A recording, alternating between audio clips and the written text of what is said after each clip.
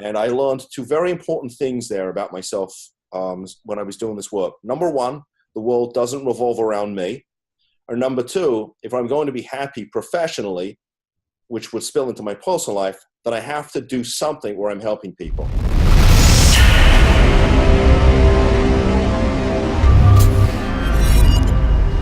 Welcome to the Unstoppables. This is the place. You're at the right place, the right station, at the right time. A place where we turn those intentions, those ideas. Maybe it's a wish. Well, you going to make that wish real? Stay on this dial, because the only thing that makes those wishes real is action. And this guy is action. His last name starts with an A. His name's Mark Astor. I want to say Action Astor. All the way from Florida. He's an attorney. He's had a long and very successful legal career. Look at all the diplomas behind him. He's an attorney who's dedicated to help those lives who've been damaged by drugs and alcohol. Coming down from 30,000 feet all the way down to 10. Mark, welcome to the Unstoppables. Bill, thank you so much for having me on the show. I'm super excited to be on the show, and it's great to be here. I love it. I'm happy to chat with you. This is great stuff. I know you're sought after, and I know you're doing your own shows, and I know a lot of people are doing shows with you, but you may never in your life ever hear an intro as strange as the one I just did for you. I got to tell you something. I'm going to go back and look at the recording, and I'm telling you right now, I might have to steal it because it was that good. Listen, I mean, it was good. Mark, I got to tell you something, and then we're going to jump in here. There's a saying I go by. It's an ancient saying. They said, no man steps into the same stream twice. Because you step in, right? Everything, the plankton, the stream, the fish, everything's changed. It's the same with my thoughts. So I can't go back and I have no clue what I said. So I'm going to have to listen to it as well. I love it. No, man. Tell me how you started. What drove you from England, besides the weather? What drove you from England to become an attorney and then to do what you do with, and I'm going to give you the floor. All right. With drug and alcohol. I love it. So I moved here in 87 with my family. We had a condo here in the early 80s that we used to, use for vacation in South Florida. And in late 87, my parents decided to make it a permanent move. So long story short is I went to visit a friend up in Ann Arbor, Michigan in the dead of winter. And I said, oh, this is great. I'm going to college here. So I ended up finishing my undergrad at Michigan. And as much as I loved it, I couldn't take the cold weather. So I came down here to South Florida to go to law school. And by the end of 1992, I was really, really burned out. I had an internship all year with a really big PI firm down here. And the idea was to work with them for the whole summer. And about a week into that internship over the summer, I got into an argument with a partner and they fired me. So funny how life works. It turned out I had an internship also starting with a local prosecutor's office, which was supposed to start in the fall of 1993. And so now we're here in May of 93 and my whole summer's in front of me. And I got them to agree to let me take me in early. So I spent 6 months there. I realized it was the only job I wanted. And thank God they hired me, because otherwise I'd probably be selling used cars right now. And I spent 5 years as a prosecutor. It didn't pay very well, but it was an amazingly satisfying experience because every day I went to work and I got to help people. I left in 1999, so I was there from full-time 94 to 99. Did defense work on and off for many years, worked in various family businesses for many years, and was miserable. I made a lot of money, most of which I lost in the stock market and real estate market after it all crashed, but I was really, really miserable, and I decided I didn't want to be a lawyer. So I got married, got divorced, had a very short 1-year marriage, and asked myself a very, very important question, which was, am I happy? And I decided that I wasn't. And then I ran off to California for 3 more years and spent what was left of my money after the stock market and real estate market crashed. I took the California bar exam twice. I failed it twice. And then my dad got sick. So I had to come home to Florida. I studied for the bar exam one more time and I failed it again. And by that time, I realized that maybe the universe was trying to tell me something and perhaps I should listen. So while my dad was dealing with his illness, I got an opportunity to work for a really great company in Miami called How to Manage a Small Law Firm. And what they do is they teach lawyers the business side of the practice. So lawyers, doctors, dentists, chiropractors, they don't teach us anything about business. And which is why a lot of lawyers are really stressed out because we just don't know how to really get client number one through the door. We don't treat our practice as a business, and it is a business. Mhm. But what they really were was a personal growth company. And I'd never been exposed to anything personal growth natured.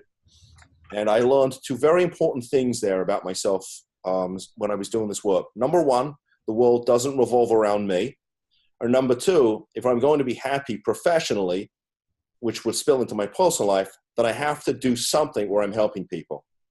And so after a year there, the founder of the company came to me and said, look, I can see you're not happy. What's going on? I said, I've been a lawyer 21 years, and I think it's really time for me finally to put my big boy pants on and go and open my own firm.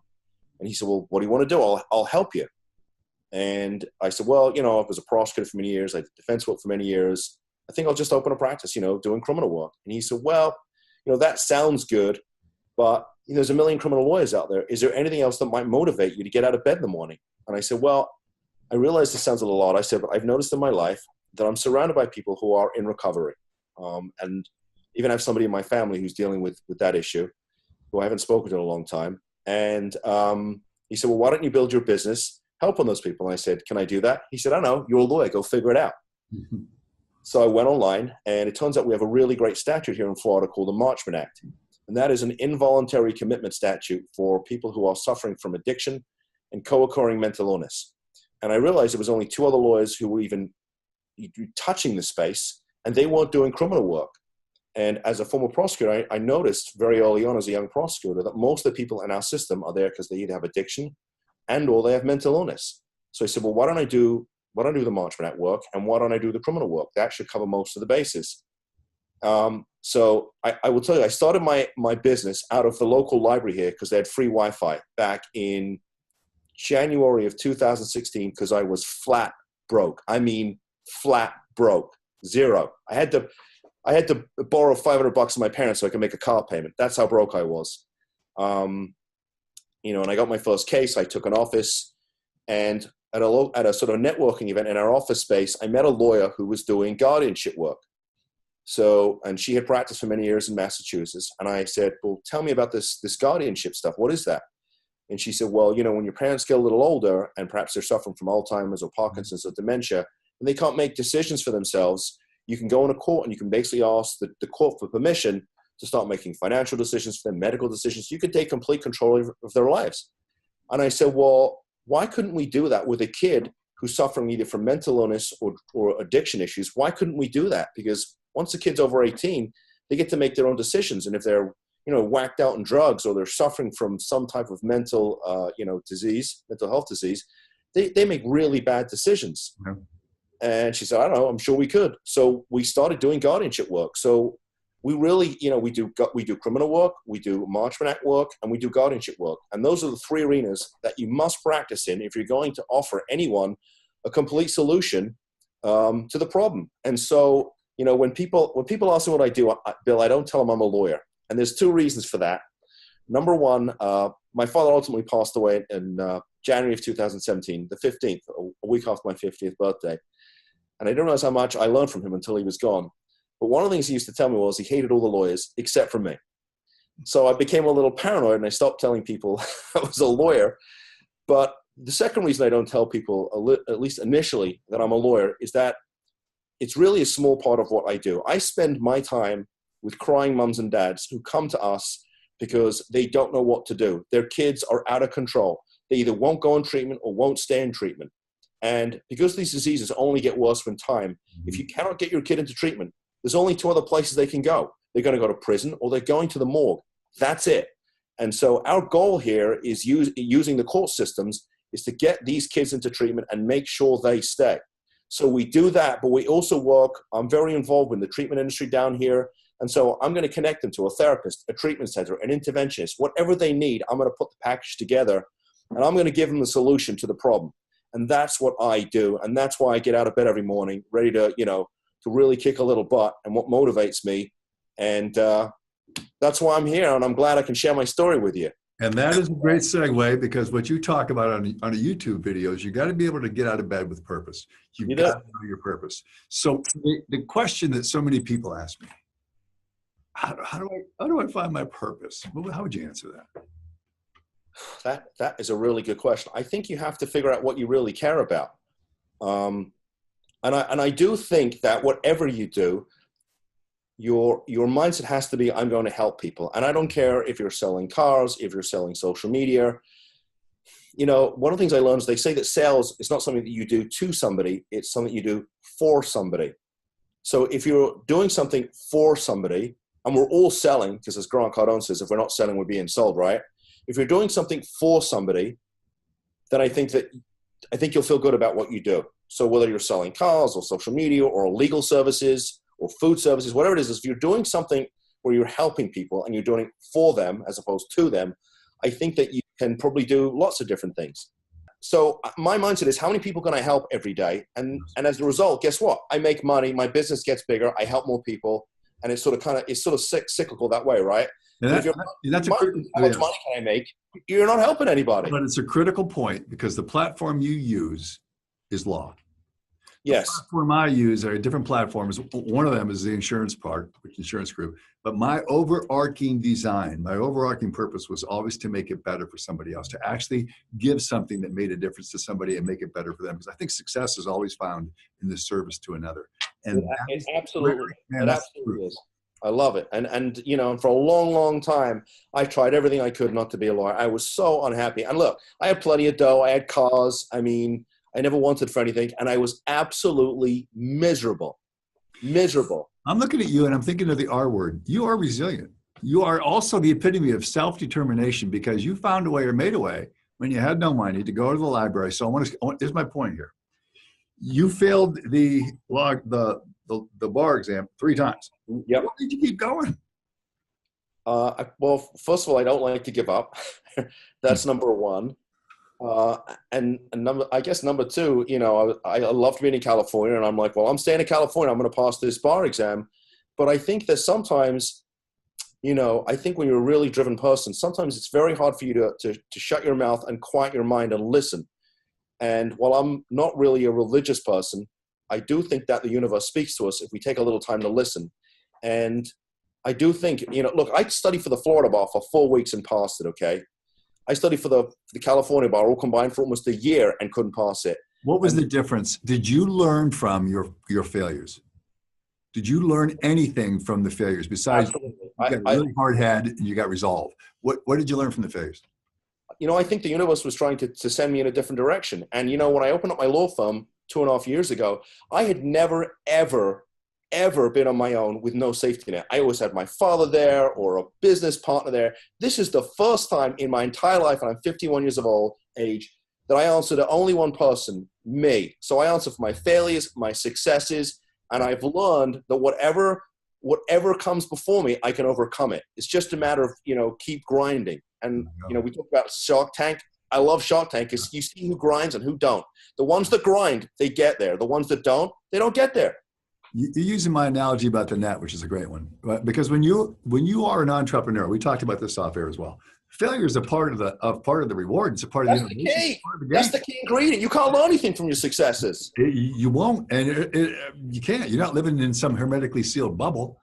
But the key to going across that wire without a net is just do the same thing you did when there was a net. Just keep looking straight ahead, 1 foot at a time. Yeah. Difference, man. It gets higher and higher. You'll be all right. Yeah. You talked about serenity, gaining peace. We talked about this off air as well. You're a 2nd degree black belt. So you get serenity when you're in the dojo, correct? Yeah. So I teach Krav Maga. I have done for many years, which is the Israeli system of hand-to-hand. And I spend most of my time now teaching, but I'll tell you what I love about it. When I'm teaching, I'm really giving of myself, and I get to empower people. I get to inspire people. We work with kids that have been bullied, you know, women that have been, you know, assaulted, things of that nature. And to see the look in their eyes when they get that feeling of, yeah, I can handle myself. I mean, it's just such an amazing feeling. But when I'm doing that, I'm so focused on them. I don't think about anything else outside. It's the one thing I do where I could shut down everything else. And when my father was very, very sick, it was the one thing that really kept me stable, because I was able to shut everything out just for, you know, those 2 hours I was teaching. It's great. We need that time and space. You do. You need that time. Because you're talking about grinding, rise, grind, go, do. You got to take space for yourself. You got to find time to think. You got time just to be. I mean, you have to. So tell me about a success story, because you're purpose-driven. You really are. You can tell you care. Give me one of your success stories where you really know you made a difference in somebody's life. Okay, so I get a lot of calls, sort of emergency calls. I had a call from a mom. Her kid had basically flatlined the night before. So this kid had a recurring issue of going into treatment, relapsing, and so she got a call, one night that the paramedics were on the way to her son's house. Apparently, he'd been sitting out on his porch, and a neighbor had seen him basically slumped over, blue. Paramedics got there. He had absolutely zero pulse. I mean, he was basically dead. They paddled him. They brought him back to life, and then they gave him, several doses of Narcan, which is the antidote for someone who goes into, basically for cardiac arrest when they've taken drugs. It's the antidote for an overdose, and it negates the effect of the drugs, of the opioids. Is that like the movie with John Travolta in Pulp Fiction? You see Pulp Fiction? If you didn't I did, but I don't remember that scene. Did they give him a shot? Uh-huh. Maybe that's what it was. Okay, so it's called, the generic term is sort of Narcan. It's actually called naloxone, which is the drug that you use. The cops down here carry it like candy because they're getting called to so many overdoses. So this kid had overdosed. They brought him back to life, and the mother called me. And, we filed an emergency motion with the court. And once he was stabilized, we got him picked up and got him into, a facility where he was held for 5 days. And then we got him into treatment. And so, we saved him. Now, I understand the kid at some point relapsed, but he's back on the straight and narrow now. But, that's just one example. We get these calls all the time. I've also had calls. I had a call once from somebody in New York. So we've had this philosophy here in Florida of bringing people down to treatment for a long time, Come to Florida, get well. It's beautiful here. And so this gentleman had sent his daughter down from New York. She was in treatment, and she walked out. And so the treatment center said to the father, "You better call Mark. He can probably get your daughter back into treatment." So I remember this like it was yesterday. It was like 9 o'clock on a Monday night. I was on the way back from class. I was still in my workout stuff, and he called me and he said, "I got your name from so and so. They tell me I need to do this thing called the Marchman Act." I said, "Great." I said, "Look, I'll go in my office right now. We'll draft a petition. I'll file it tonight, and by tomorrow morning, hopefully we'll get her picked up." He said, "Look, it's late at night. Why don't we reconvene tomorrow morning, 9 o'clock? I said, "Okay, great." So I calendared to call them at 9 in the morning. I got up at 6 to do my, to go work out. And at 6 o'clock in the morning, he sent me a text and telling me that she had overdosed at 3 that morning and she was dead. So we get those calls too, and they're heartbreaking. And sometimes we save somebody and sometimes we don't. So, that's another reason to get out of bed, right? Is to go and try and save somebody. Well, now you're going to make me look heartless to those people that watch me and say, you don't have a heart because you're going to segue into something about business instead of having the listen. bandwidth, which I do. This is my business. I'm an empathetic person. I want to ask you this question because my haters are out there anyway. There's probably 2 of them. They're both in this room.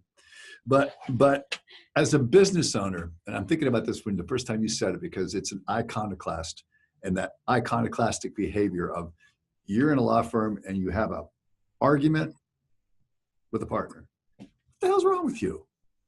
Right?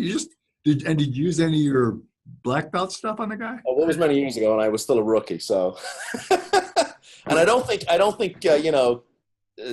using any of that name would have done me any good. It probably would have got me fired even quicker. But you got to be your own man sometimes, Bill. You know what? I love stuff like that because that's what got me here. No one else would hire me anymore because I had this mercurial temper and I would chase people down halls threatening to do bodily harm. So they said, "You know what, get out of here." And that's really why I'm here. My father left school at 14. Nowhere else to go. My father left school at 14. My mother left school at 16. And, when I was writing his eulogy, one of the things I realized that my father always relied on was his instinct. And sometimes it was right and sometimes it was wrong. But at the end of the day, that's really all he had to guide him was his instinct. And so one of the things I've had to learn as a business owner is to trust my instinct. And sometimes I'm right and sometimes I'm wrong. But when you're the guy, you're running your own business and you're making a business decision, and even sometimes when I'm making legal decisions, I say to myself, okay, I use my instinct. You have to learn to trust yourself because nobody else can walk in your shoes anyway. So when you start asking other people, they don't walk in your shoes. They're not you. They don't know. There's a groundbreaking book out by a famous psychologist, Daniel Kahneman, Nobel Prize winner, and it's Thinking Fast, Thinking Slow. And it talks about thinking through things and then going with instinct. I have found that every time that I go against my gut, I lose money. I lose money. I can rationalize any one of my decisions. When I go against my gut, I lose money. I got a story for you about instinct and your father. When I was a kid, I used to get chased by bullies, right? It's about 13 years old. Got chased by bullies down these alleys, and they used to beat me up. And I would go home. My dad bailed me out all the time. He's this big state cop, about 6'4". So one time I ran in there, I had my short, shirt was torn and the hat was gone. And I said, Dad, they beat me up. He looked up. He was in the garage. He was doing this woodworking. He looked up, dusted himself off, and he said, son, the bullies in life are always going to chase you. You got to make a choice. You either going to have to stand and face them, or you're going to be running forever until you run out of room. That day I quit running. I learned it. I love it. I think that is fabulous. And then I started winning. I love it. I think that's beautiful. I mean, well, I've learned something today. I love it. It took me a while though. It took me about 20 minutes into it. What was your or is your defining moment? I could probably pick a few out of here, but give me your defining moment. The thing that took you from boom to boom. Wow. Probably that moment when I said, wow, when I really, really learned to trust myself. Because I'd never, ever learned to trust myself. I go to my father, I go to business partners, I go to friends. And when I finally came to that point where I could trust myself, I think that was really the moment. And I, you know what, I not only did I become better at business, but I became a much better lawyer. I became much better at doing my job and representing clients. And I think that was the defining moment. I can't know if I can put a time frame on it, but I think when you broke and you have nothing else, you can only rely on yourself. And you're either going to say, yeah, I'm going to trust myself and go with this, or just go get a job and be done with it. But don't complain later when you don't have what you want. Great point. Go get a job, be done with it. Go ahead and go down to the bars in the living room and grouse about how you're overworked and underpaid, but you're not doing what it takes and taking those risks to make it a career. And you're definitely not doing those things that create opportunity to make it a legacy. It's really as simple as that, right? It really is. And don't let anybody else tell you that you can't do it. There's a lot of them. There really is. And I'm really careful about who I share sort of my goals and dreams with, because even close friends, and God bless them, they love you, but they have their own issues, right? And if they have their own insecurities and they see that you succeed, then they don't feel so good about themselves. So I'm really careful who I share my goals and dreams with. And I surround myself with people who are positive and who believe in me and will encourage me, even when I feel down. And, as a business owner, you do have those days you're like, wow, it's just not working today. We got a 3-hour conversation on that one, because I that topic I'm very familiar with. But I always say this, Mark, there's 3 types of people that give you advice, right? The well-intended, and they mean well. The ones that are malicious, they mean to do bad. And then the ones that are uninformed. So they don't really know, but they're still going to give you advice. And at the end of the day, all 3 of them really should be put where they are. And you got to trust yourself. You do. And, I spend a lot of time also trying to, when I'm in the gym in the morning and we still talk, I listen to people that I think are positive. Somebody like Grant Cardone, a guy who was, basically a drug addict for 15 until he was 25, who really came from nothing. That's an inspirational guy. Tim Grover, who was Michael Jordan's personal trainer for 15 years, also came from nothing. They all told him he should be a gym owner or a personal trainer. And he said, no, I'm going to train professional athletes. He's got an unbelievable book, and he really talks about Relentless. He's a cleaner. Oh, I love that guy. Yeah, he is a cleaner. You got it. See, you're a cleaner too. I'm trying to be a cleaner as opposed to a cooler and a closer. There you go, baby. Now we're starting to talk. Now we're talking. You've got such great stuff. So where would we find you? Tell the audience where we can find you. So they can find me online. My website is drugandalcoholattorneys.com. So drugandalcoholattorneys.com.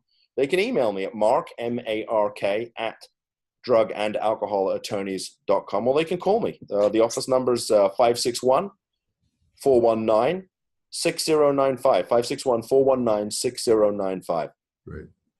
You got that, Kels? Yes. You're an achiever. You're moving every day. So what's next for you?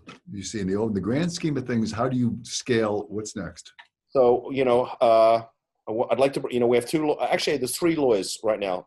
Myself, my colleague Audrey, who does guardianship work, and I have another lawyer, my buddy Lou Hanna, who was a prosecutor with me, and we do a lot of criminal work together, and he's a genius at handling the juvenile cases which come in. I'd like to bring in another lawyer. So we're expanding the business. I want to help more people. So the next step is to get another lawyer in here and start handling more cases. So that's what I'm pushing for. So. You got a pen on your desk? I'm going to make you write with invisible ink. Doesn't matter. I got a pen. Let's I want go. you to write, no, I just want you to think this through. That's a joke.